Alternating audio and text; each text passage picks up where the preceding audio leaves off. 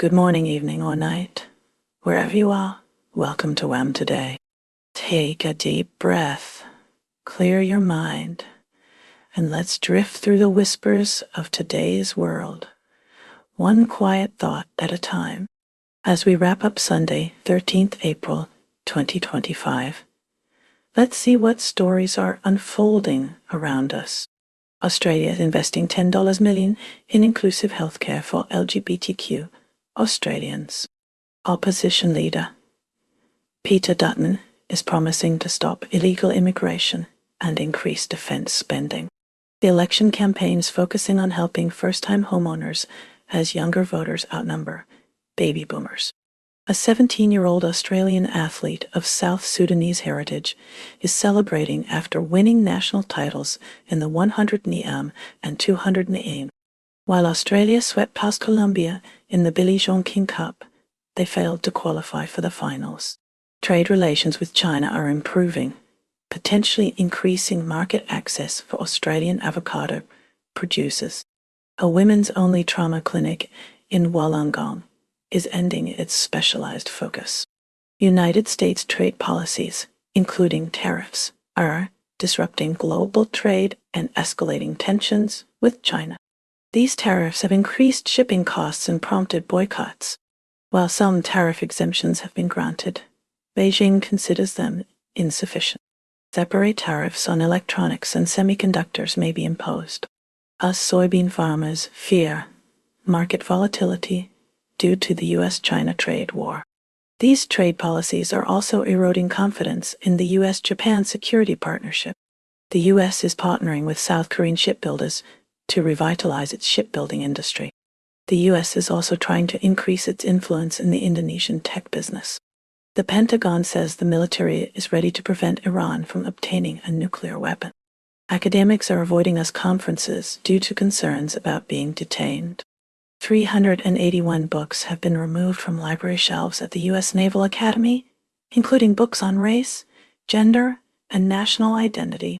Domestically, Dr. Peter Marks criticized Robert F. Kennedy Jr.'s statements on autism.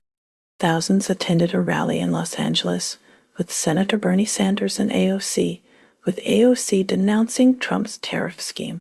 A helicopter crash in New York City's Hudson River resulted in 6 deaths. A teenager is accused of plotting to assassinate President Trump. Chinese nationals were rescued from forced labor at a U.S. factory. Harvard professors are suing the Trump administration over grant reviews related to diversity programs. President Trump's doctor reported that he is in excellent health, noting only sun damage and a gunshot wound scar. The EU is pausing planned tariffs on US goods while pursuing a trade deal. The U.S.-China tariff hikes are influencing the potential sale of a Polish container terminal.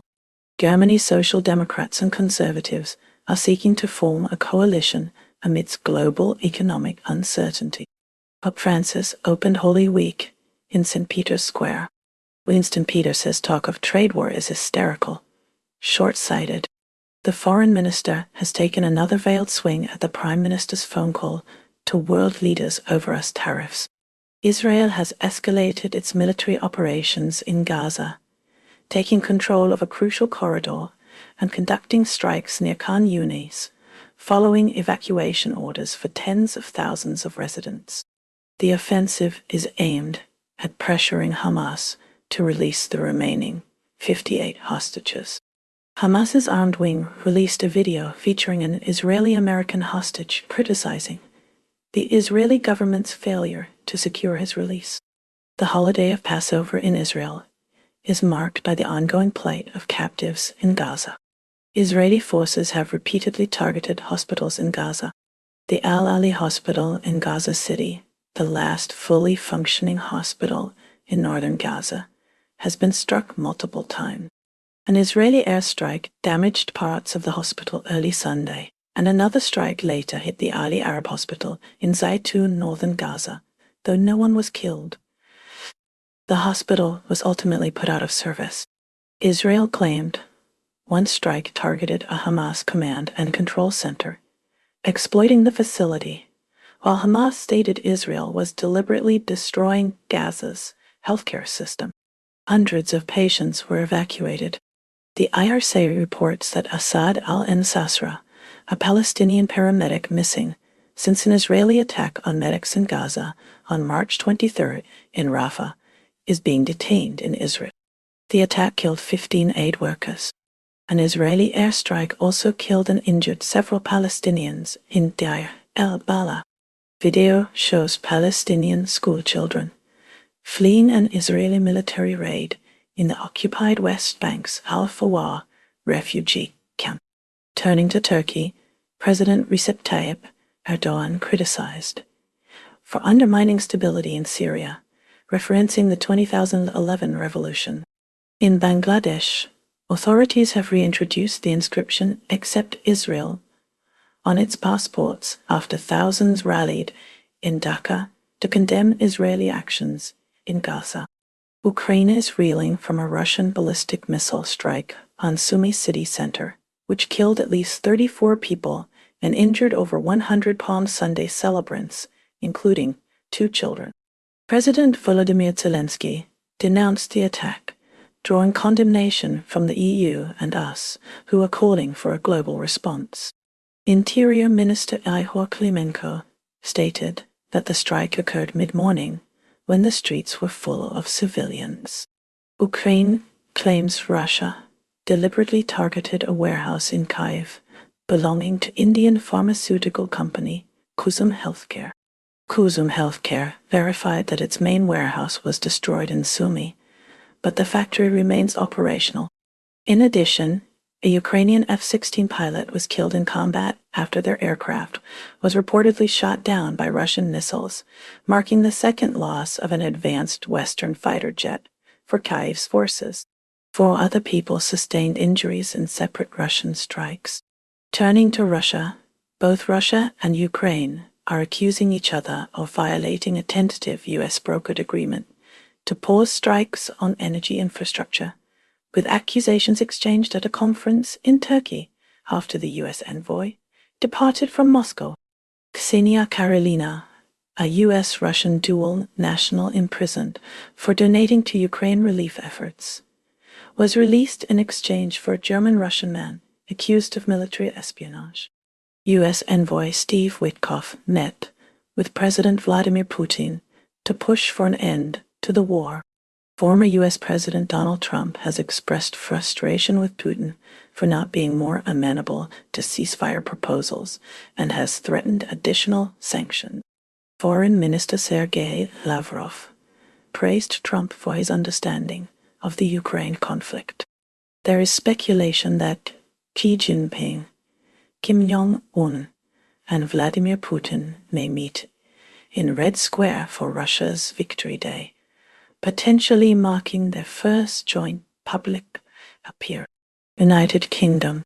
The UK government is weighing new foreign influence rules targeting specific elements of China's security apparatus, navigating a delicate balance between national security concerns and the economic advantages of stronger ties with Beijing. These rules could apply to Chinese state entities accused of interference. A majority of UK voters favor restoring trade links with the EU over pursuing a new economic agreement with the US, indicating a perception of stronger economic alignment with Europe. Labour MPs are pressing the Foreign Office to recognize a Palestinian state, a move potentially mirroring France's approach. British Steel is exploring emergency measures, including seeking aid from other businesses, to secure vital raw materials like iron, ore, and coking coal for its Scunthorpe blast furnaces to avert a temporary shutdown, especially after the business secretary did not guarantee the plant would get what it needs in time. The UK and its G7 allies are considering tightening the cap on Russian oil export prices, potentially lowering it from $60 a barrel after market drop. The UK Foreign Minister has denounced Israeli attacks on a hospital in Gaza as deplorable, referring to a strike on Al-Ali Hospital in Gaza City, in which a patient died during evacuation. For an 8-month collaborative mission, the UK is deploying its largest carrier strike group to the Indo-Pacific, involving 12 nations with drills planned near India, Southeast Asia, South Korea, and Japan. The UK government insists it will not compromise food standards in any trade agreement with the US, maintaining bans on practices like washing raw chicken in chlorinated water and feeding growth hormones to cattle. Business Minister Jonathan Reynolds said the UK was naive to trust Chinese firm Jinji with British steel, but did not suspect China of trying to tank the Scunthorpe plant, the UK's last factory able to make steel from scratch. UK lawmakers returned to Parliament from their Easter break on Saturday to approve an emergency rescue of the country's last remaining factory that makes steel from scratch. A Russian missile attack on the city of Sumy in Ukraine resulted in 32 deaths and over 80 injuries, prompting strong condemnation from President Volodymyr Zelensky. Washington and Kiev are still negotiating their rare earths agreement and what Ukrainians who live near potential mines think of it all. Petro Poroshenko, Ukraine's former president, suggested that peace talks could be smoothed if opposition figures were included in the government. Ukraine's president said many Chinese were fighting with Russia. The Kremlin maintains that relations with the US are going very well. The UK and its G7 allies are considering tightening the cap on Russian oil export prices, potentially lowering it from $60 a barrel after market drops. China. The UK government is considering targeting parts of China's security apparatus under new foreign influence rules, balancing security concerns with the economic benefits of closer ties with Beijing. Ukraine's president said many Chinese were fighting with Russia. Beijing has rejected the claims, adding it has always advised citizens to stay away from war zones. Business Minister Jonathan Reynolds stated the UK was naive to trust Chinese firm Jinji with British steel, but did not suspect China of trying to tank the Scunthorpe plant, the UK's last factory able to make steel from scratch. United States. A majority of UK voters prefer rebuilding trade ties with the EU over forging a new economic deal with the US, suggesting they perceive their economic interests as more closely aligned with the EU. The UK government maintains it will not compromise food standards in any trade deal with the US, upholding bans on practices like washing raw chicken in chlorinated water and feeding growth hormones to cattle. The Kremlin maintains that relations with the US are going very well. Washington and Kiev are still negotiating their rare earths agreement and what Ukrainians who live near potential mines think of it all. U.S. President Trump stated that there is a time to put up or shut up on Ukraine talks. He made the comments a day after he showed frustration with Russia and told it to get moving on reaching a deal. Israel-Palestine. The UK foreign minister has criticized Israeli attacks on a hospital in Gaza as deplorable, referencing a pre-dawn strike on Al-Ali Hospital in Gaza City, where a patient died during evacuation. Labour MPs are urging the Foreign Office to recognize a Palestinian state, potentially following France's lead. China faces economic headwinds due to reciprocal tariffs imposed by the U.S. during the Trump administration, a policy heavily influenced by advisor Peter Navarro. While acknowledging recent U.S. tariff exemptions on some electronics and chip-making equipment as a positive step, China insists on the complete removal of all reciprocal tariffs. In response to U.S. tariffs, China retaliated with tariffs of its own on U.S. goods. Amidst these trade challenges, China and the EU are actively seeking new trade partners, raising concerns that Europe could be flooded with inexpensive goods. To counter the effects of tariffs, industry groups and platforms like JD.com are working to improve domestic access for trade firms. Elsewhere in China, severe weather prompted the cancellation of 693 flights in Beijing due to high winds and sandstorms.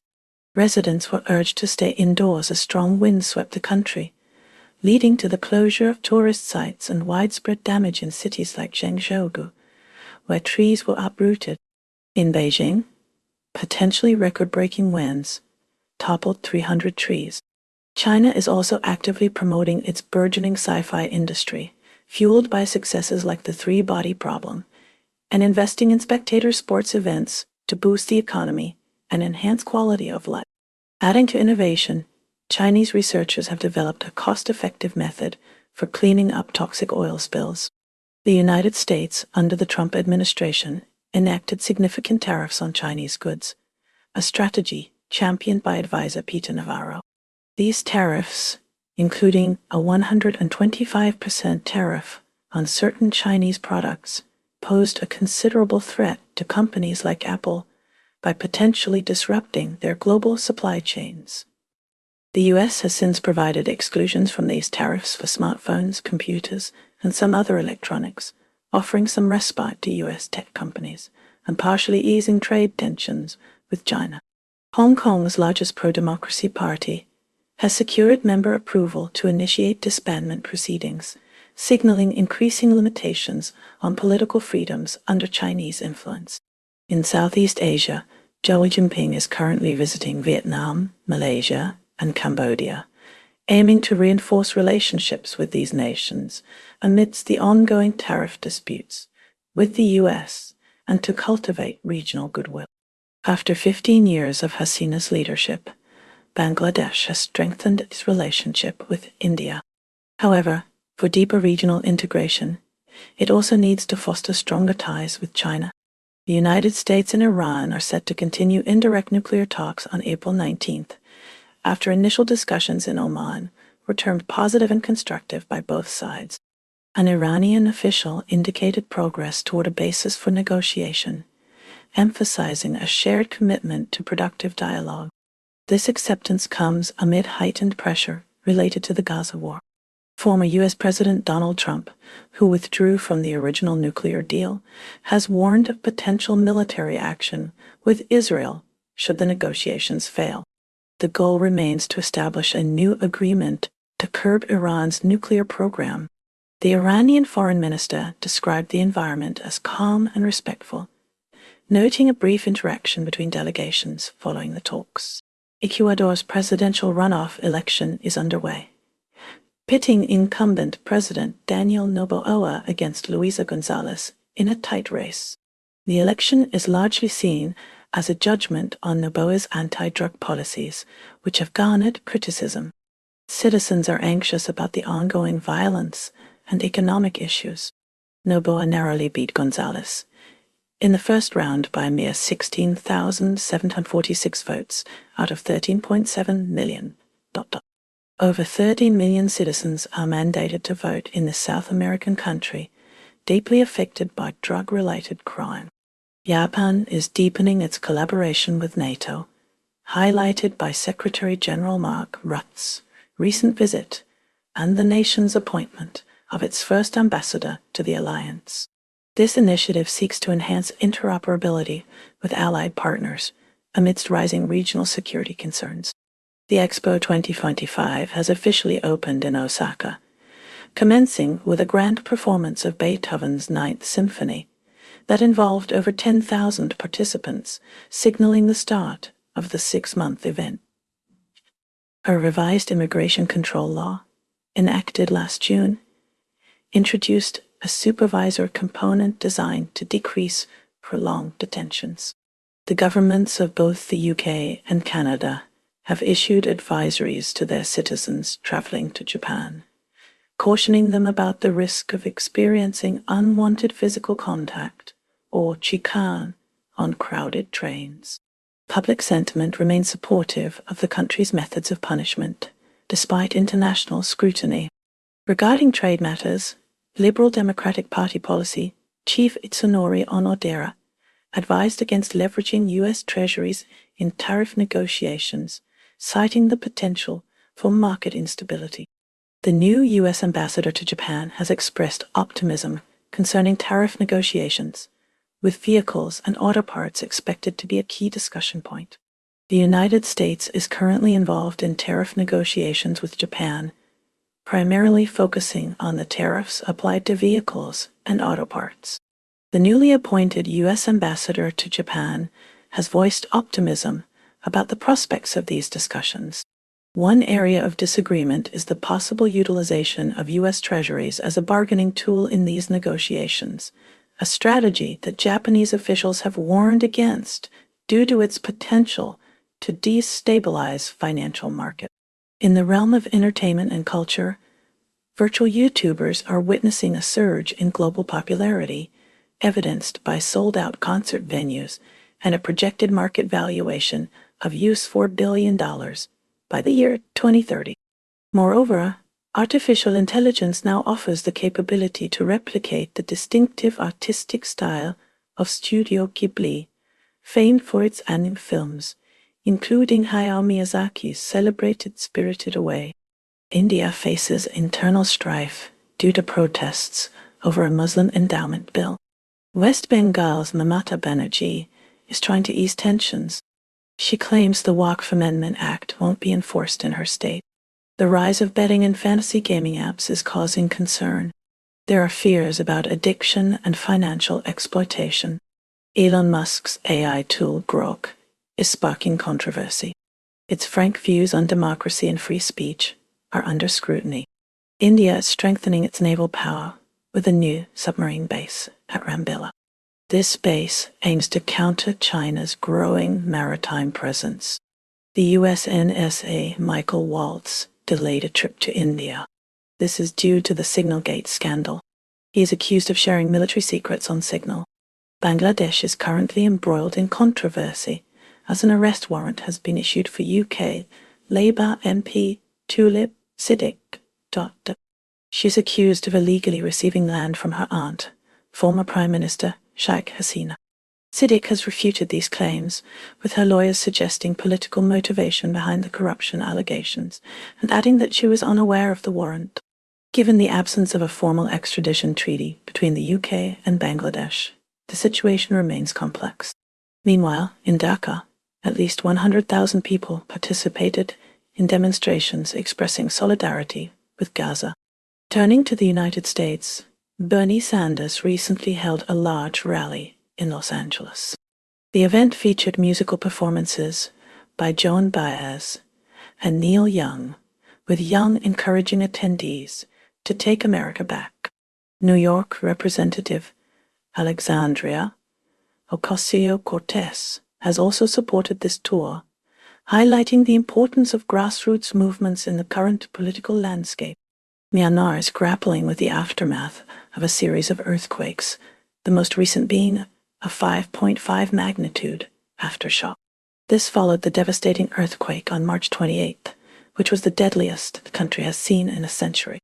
While the aftershock caused no immediate reports of significant damage or casualties, recovery efforts continue.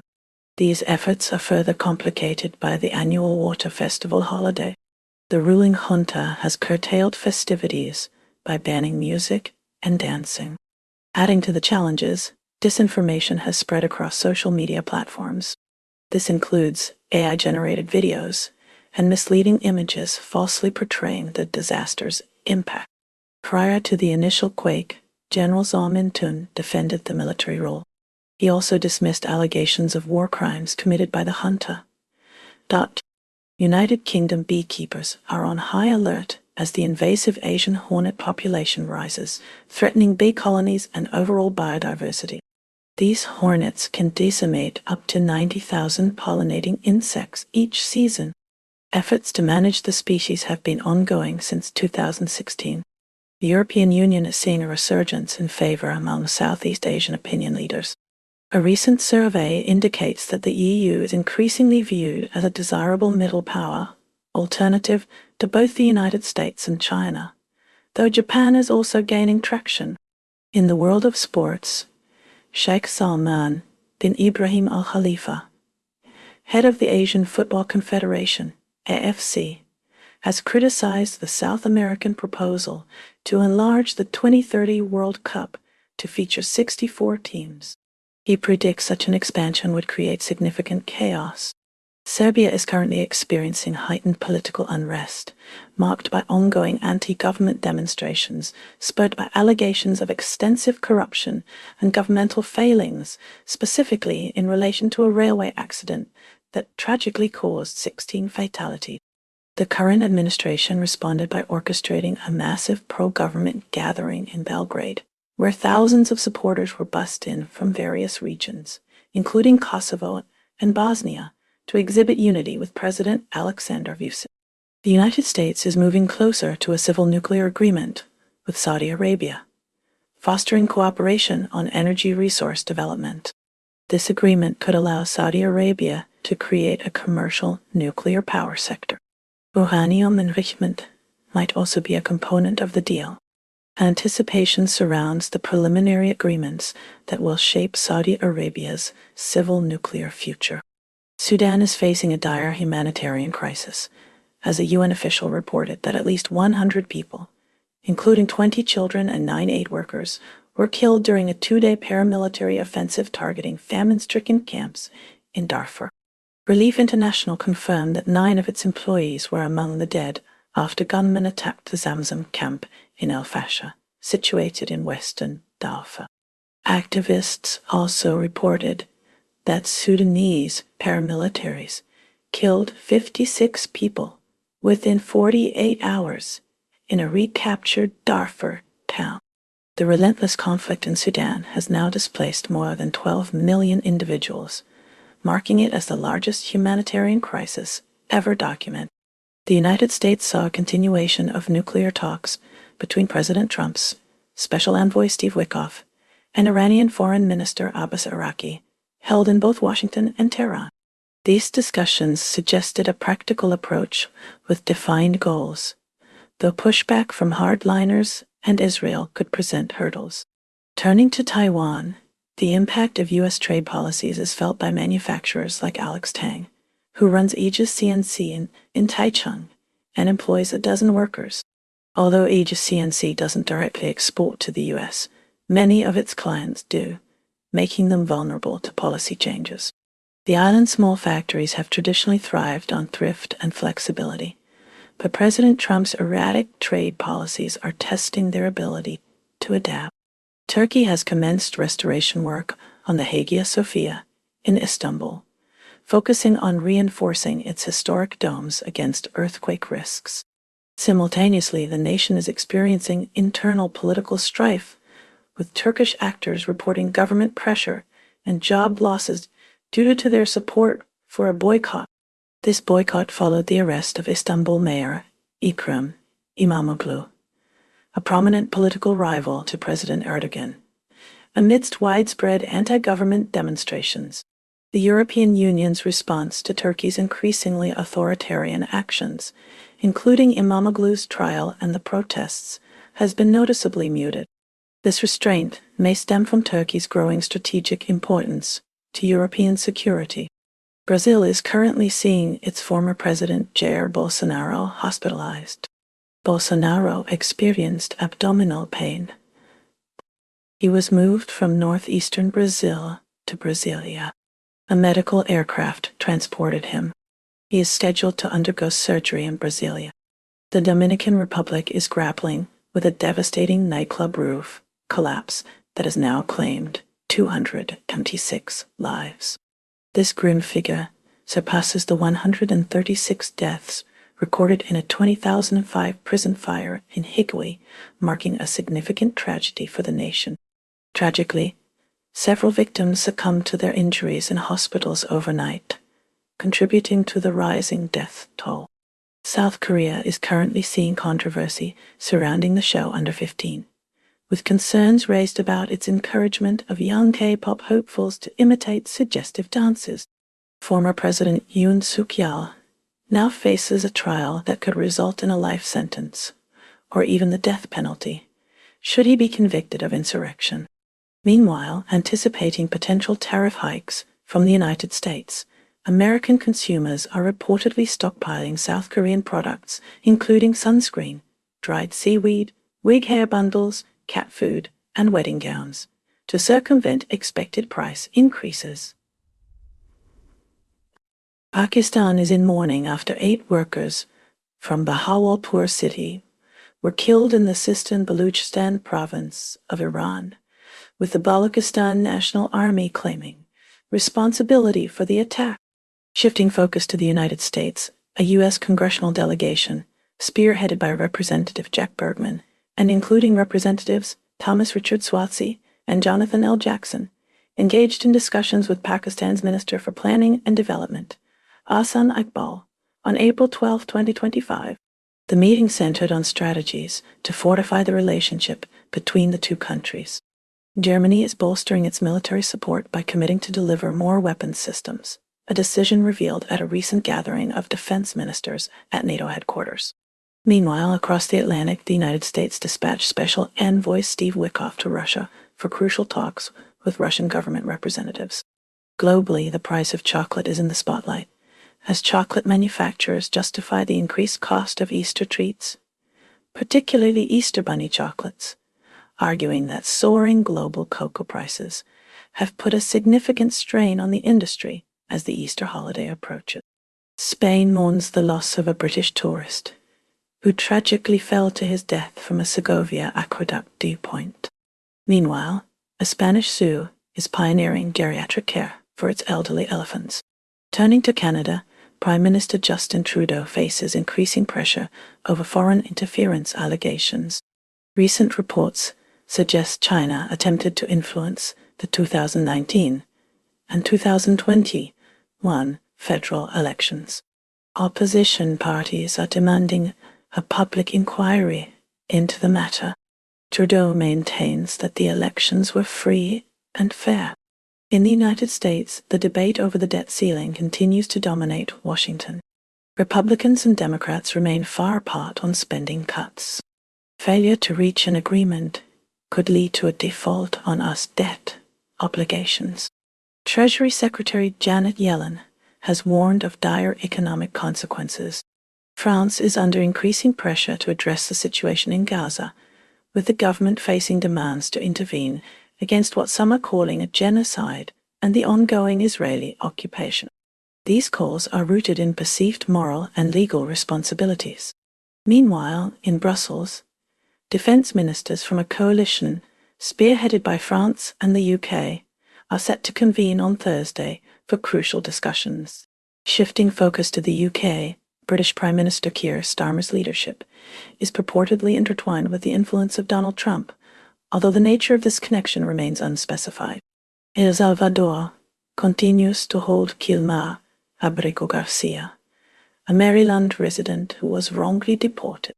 The Trump administration confirmed Garcia's imprisonment by the El Salvador government. However, the White House filing lacked details on efforts to bring him back to the United States. Greenland is at the center of a renewed debate concerning Denmark's colonial past, sparked by the documentary Greenland's White Gold. The film suggests Denmark profited unfairly from Greenland's cryolite mine. This has triggered calls for a deeper look into their historical ties. Denmark is now facing increased scrutiny over its past relationship with Greenland. The documentary alleges exploitation. This creates a complex and sensitive situation for both nations. Okay, I understand. Since there is no geopolitical news provided, there is nothing to summarize. I am ready for the next set of articles. Democratic Republic of Congo, DRC, is facing a dire situation in its eastern region, where recent weekend attacks have claimed the lives of at least 50 people.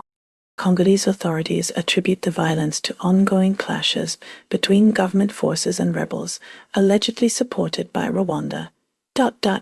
Compounding the crisis, the DRC is also battling severe flooding, adding further strain to the already vulnerable population.